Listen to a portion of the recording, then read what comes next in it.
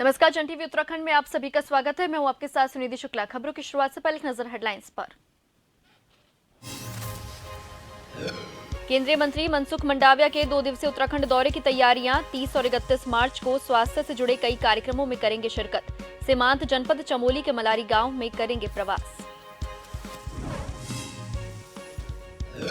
कोटद्वार के मोटाडांग में बहुउद्देशीय शिविर का आयोजन। उत्तराखंड विधानसभा अध्यक्ष ऋतु खंडूरी ने गिनाई 1 साल की उपलब्धियां। डबल इंजन की सरकार में सब संभव।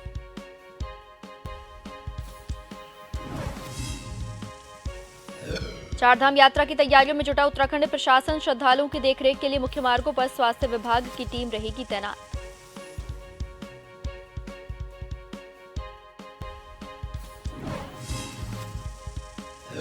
जोशीमठ भूदसाव मामला। एनटीपीसी की भूमि पर तैयार हो रही 15 प्री फैब्रिकेटेड हट। डेमो धीरे धीरे तैयार होने की कगार पर।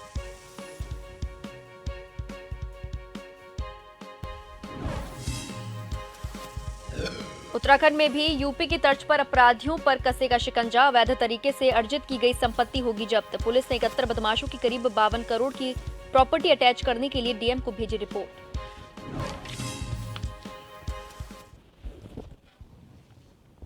अब खबरें विस्तार से। केंद्रीय स्वास्थ्य मंत्री मनसुख मंडाविया आज उत्तराखंड दौरे पर हैं। 30 और 31 मार्च को उत्तराखंड के दौरे पर रहेंगे केंद्रीय मंत्री। 30 मार्च को जाखन स्थित प्रधानमंत्री जन औषधि केंद्र का निरीक्षण करेंगे। 30 मार्च को सीमांत जनपद चमोली के मलारी गांव में प्रवास करेंगे। मलारी के ग्रामीणों एवं जनप्रतिनिधियों के साथ वाइब्रेंट विलेज प्रोग्राम के तहत कई मुद्दों पर चर्चा करेंगे। 31 मार्च को दून मेडिकल कॉलेज में 500 बेड के अस्पताल का शिलान्यास करेंगे। सीएम आवास में स्वास्थ्य विभाग की योजनाओं का शिलान्यास करेंगे।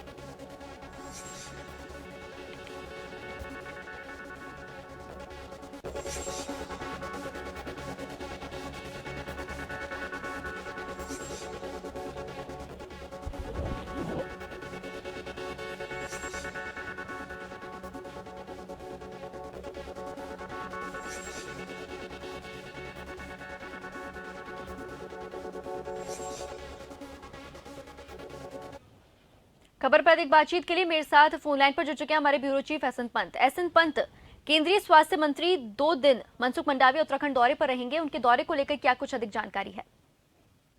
बिल्कुल, आपको बताना चाहूंगा केंद्रीय स्वास्थ्य मंत्री डॉक्टर मनसुख मांडविया का उत्तराखंड 2 दिवसीय दौरा है। यानी 30 और 31 मार्च को उत्तराखंड के स्वास्थ्य मंत्री 30 मार्च को झारखंड के प्रधानमंत्री जन औषधि केंद्र का सबसे पहले निरीक्षण करेंगे। उसके बाद सीमांत जनपद चमोली के मलारी गांव का उपवास करेंगे। यानी मलारी के ग्रामीण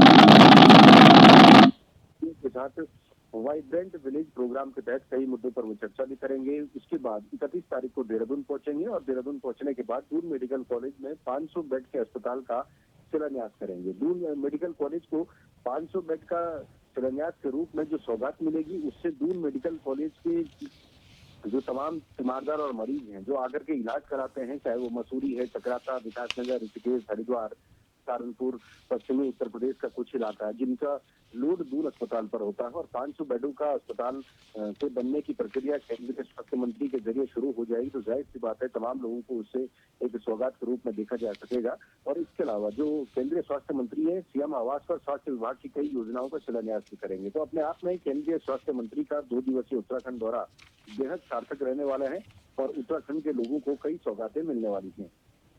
जी चलिए, तमाम जानकारी साझा करने के लिए आपका धन्यवाद।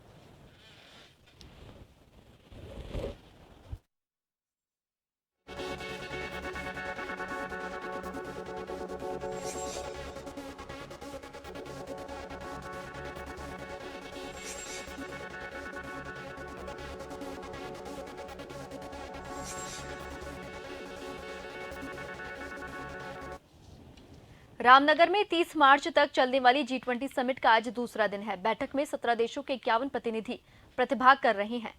Chief science adviser round table conference शुरू हुई। बैठक में विज्ञान और प्रौद्योगिकी से संबंधित आपसी हित के मुद्दों पर चर्चा हुई। कई बिंदुओं पर भारत की प्राथमिकताएं होंगी।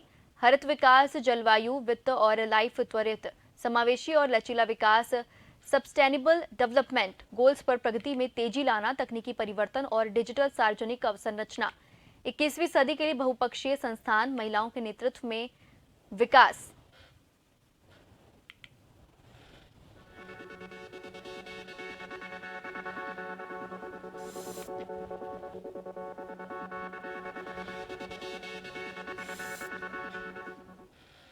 इससे पहले हल्द्वानी पहुंचे मुख्यमंत्री पुष्कर सिंह धामी का पार्टी कार्यकर्ताओं ने जोरदार स्वागत किया। इस दौरान पार्टी पदाधिकारियों से मुलाकात करते हुए सीएम ने उनका हालचाल भी जाना। मीडिया से बात करते हुए मुख्यमंत्री पुष्कर सिंह धामी ने कहा कि G20 समिट को लेकर उत्तराखंड पूरी तरह से तैयार है। पीएम नरेंद्र मोदी ने उत्तराखंड को एक नहीं बल्कि 3 बैठक का आयोजन करने का मौका दिया है, जिससे कि यहाँ की लोक संस्कृति, लोक कला और सांस्कृतिक विरासत को विश्व में नई पहचान मिलेगी।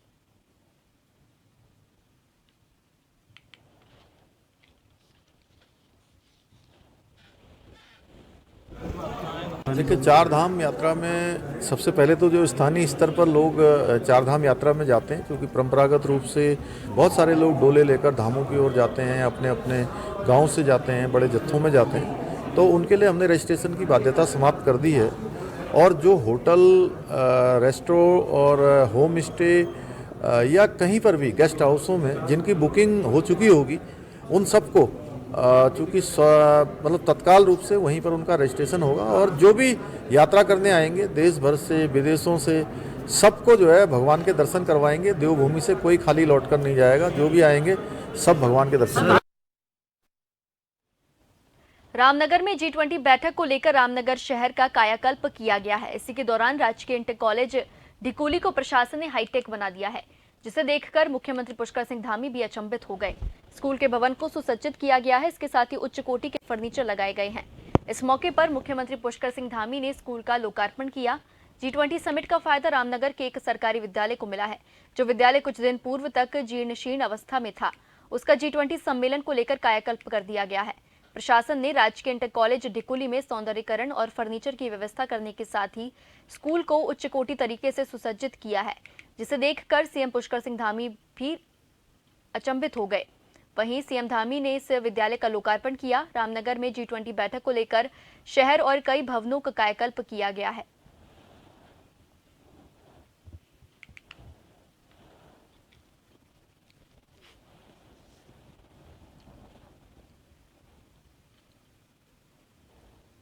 उत्तराखंड के रामनगर में G20 बैठक चल रही है, जिसका आज दूसरा दिन है। इस बैठक में 17 देशों के 51 प्रतिनिधि प्रतिभाग कर रहे हैं। इसी के दौरान राजकीय इंटर कॉलेज ढिकोली को प्रशासन ने हाईटेक बना दिया, जिसे देखकर मुख्यमंत्री पुष्कर सिंह धामी भी अचंभित रह गए। राजकीय इंटर कॉलेज ढिकोली का कायाकल्प कर दिया गया है, उसे सुसज्जित कर दिया गया, जिसे देखकर सीएम धामी भी अचंभित रह गए।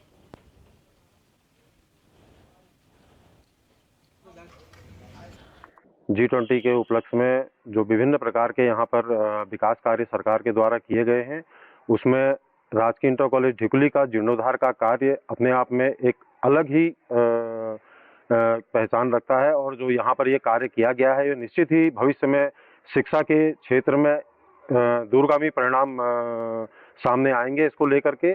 और जो ये कार्य यहाँ पर सरकार के द्वारा किया गया है, मैं इसके लिए सरकार का बहुत बहुत आभार व्यक्त करता हूँ।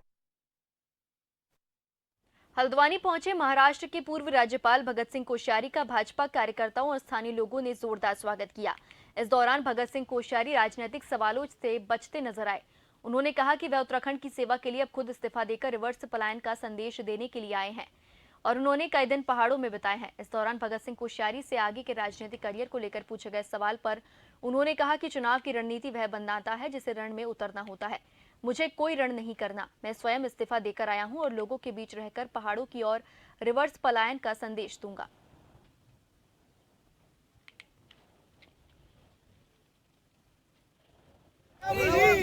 तो आज लोगों का इतना प्यार है, उत्तराखंड का लोगों का इतना स्नेह प्रेम है, वो मिलने आते हैं, मैं भी उनसे मिल रहा हूँ और मुझे भी लगता है कि जिनके सहयोग से इस प्रदेश को आगे बढ़ाने में, इस प्रदेश को उत्तराखंड राज्य बनाने में हम सफल हुए। तो ऐसे सभी हमारे साथी लोग, वो किसी दल के हों, किसी विचारधारा के हों, वो जब मिलने आते हैं तो अच्छा लगता है।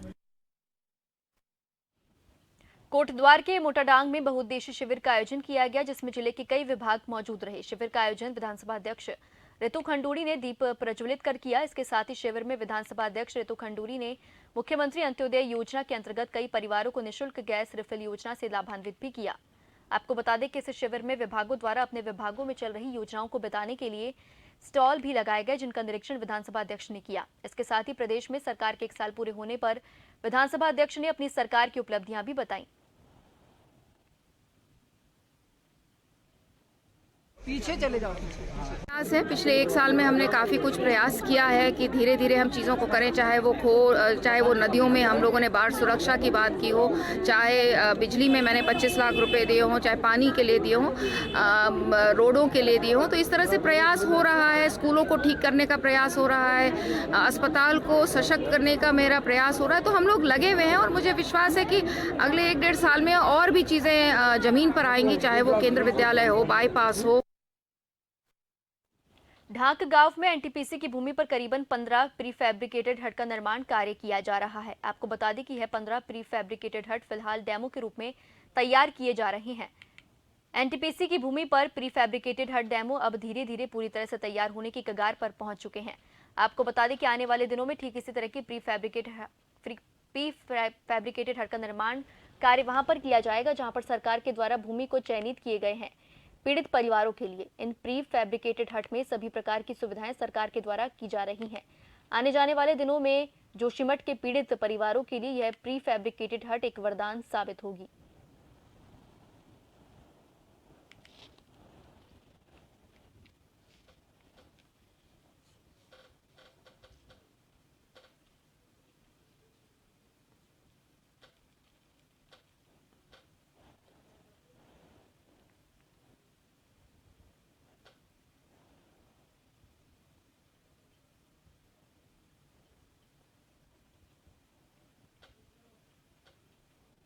ढाक गांव में एनटीपीसी की भूमि पर करीबन 15 प्री फैब्रिकेटेड हट का निर्माण किया जा रहा है, जो कि अब पूरी तरह से तैयार होने की कगार पर पहुंच चुके हैं।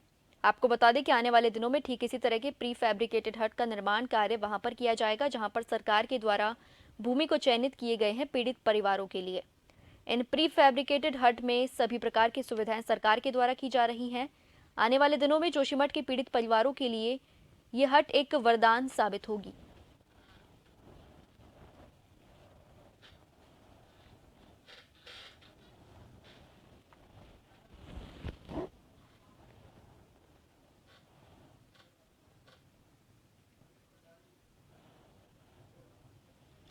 और इस खबर पर अधिक जानकारी के लिए मेरे साथ फोन लाइन पर जुड़ चुके हैं हमारे संवाददाता नवीन भंडारी।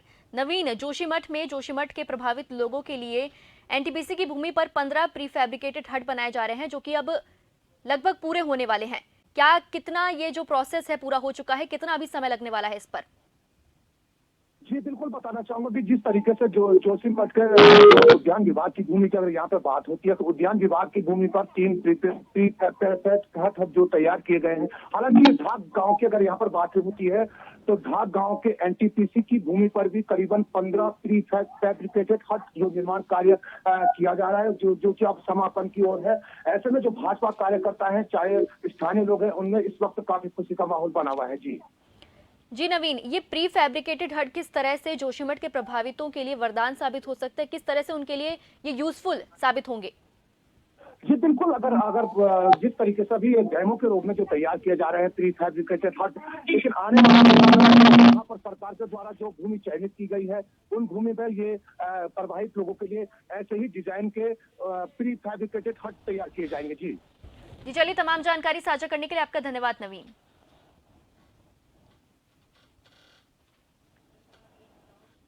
प्रदेश के कृषि एवं कृषक कल्याण मंत्री गणेश जोशी ने कृषि विभाग के अधिकारियों के साथ मिलेट्स मेले के संबंध में समीक्षा बैठक की। बैठक के दौरान मंत्री गणेश जोशी ने अधिकारियों को मिलेट्स का अधिक से अधिक प्रचार प्रसार करने के निर्देश दिए। मंत्री ने अधिकारी को मिलेट्स मेले के आयोजन की रूपरेखा तैयार कर सुनियोजित ढंग से कार्य करने के निर्देश दिए। मंत्री ने कहा कि देहरादून और हल्द्वानी में होने वाले मिलेट्स मेले के सफल आयोजन को लेकर अभी से तैयारियां समय पर की जाए। मंत्री गणेश जोशी ने कहा कि 13 और 14 मई को देहरादून में मिलेट्स मेले का आयोजन किया जाएगा। इसी प्रकार 27 और 28 मई को हल्द्वानी में मिलेट्स मेले का आयोजन किया जाएगा।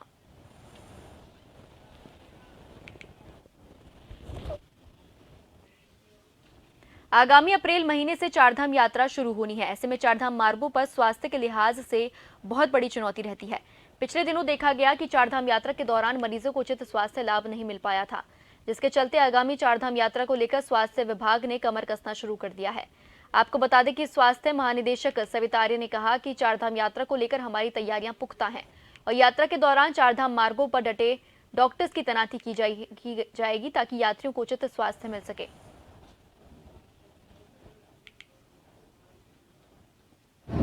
हमारे चार धाम के सभी धामों में डॉक्टर्स की टीम लगी गई। हम MBBS डॉक्टर और कुछ जगह पे जहाँ पे हमें स्पेशलिस्ट की ज़रूरत होती है तो उनकी ड्यूटी हम लगा रहे हैं।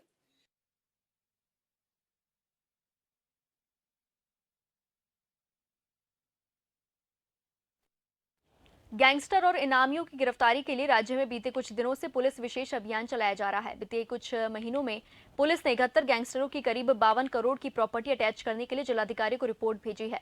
लंबे समय से फरार चल रहे इनामियों की गिरफ्तारी के लिए राज्य के हर जिले में बड़े अभियान की शुरुआत हुई, जिसके चलते प्रदेश के सभी जिलों को अभियान के दौरान आरोपियों पर कार्रवाई के आदेश जारी किए गए थे। इसके अलावा गिरोहबंदी करके अपराध करने वालों के खिलाफ गैंगस्टर में केस दर्ज कर संपत्ति जब्त करने की कार्रवाई में भी गैंगस्टर एक्ट में कार्रवाई के 71 मामलों की रिपोर्ट जिला पुलिस की तरफ से संबंधित जिलाधिकारी को रिपोर्ट भेजी जा चुकी है, जिसमें अवैध रूप से धन अर्जित की गई जिन संपत्तियों को चिन्हित किया गया है वह करीब 52 करोड़ की है। वहीं कई ऐसे थाने हैं जिनका इस अभियान में काम संतोषजनक नहीं मिला है।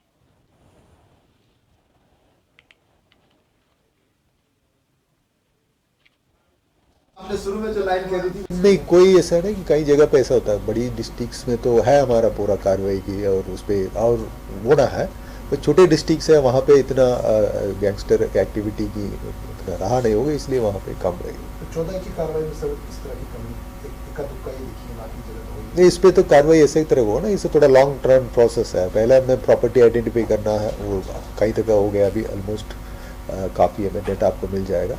तो उसको अटैचमेंट है, वो अनदर प्रक्रिया है, वो डिस्ट्रिक्ट मजिस्ट्रेट के ऑर्डर से होना है वहाँ पे। जिलाधिकारी के आदेश के बाद रमजान के महीने में मस्जिदों में लगे हुए लाउडस्पीकर उतरवाने के आदेशों के बाद खानपुर के पूर्व विधायक प्रणव सिंह को खानपुर विधानसभा के गांव मोहम्मदपुर के मुस्लिम समुदाय के लोगों ने जिलाधिकारी के नाम एक ज्ञापन सौंपा। मुस्लिम समुदाय के लोगों का कहना है कि इस तरह के आदेश के बाद मुस्लिम समुदाय के लोगों को सहरी और अफ्तार के वक्त दिक्कतों का सामना करना पड़ रहा है। उन्होंने पूर्व विधायक को दिए गए ज्ञापन के माध्यम से जिलाधिकारी को समस्या के निदान की बात कही।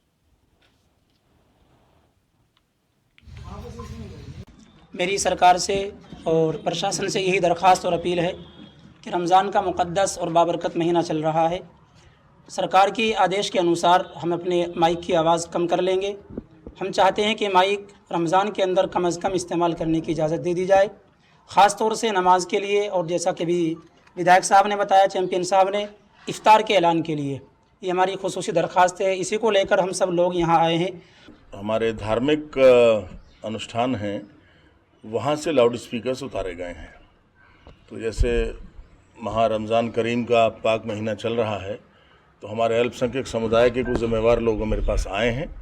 उनका ये कहना है कि हम अपने लाउड स्पीकर्स की फ्रीक्वेंसी कम कर लेंगे, उसमें अगर परमिशन हो पाए तो अच्छा रहेगा, बिकॉज एक संदेश भी जाएगा। और जैसे शहरी के समय शायद ना करें, सुबह सुबह सबकी नींद डिस्टर्ब हो जाती है, लेकिन शाम को जब इफ्तार का समय होता है 5 टाइम। देहरादून में यातायात पुलिस ने नियमों को ताक पर रखकर प्रेशर हॉर्न बजाने वालों पर शिकंजा कसने के लिए चेकिंग अभियान शुरू कर दिया है।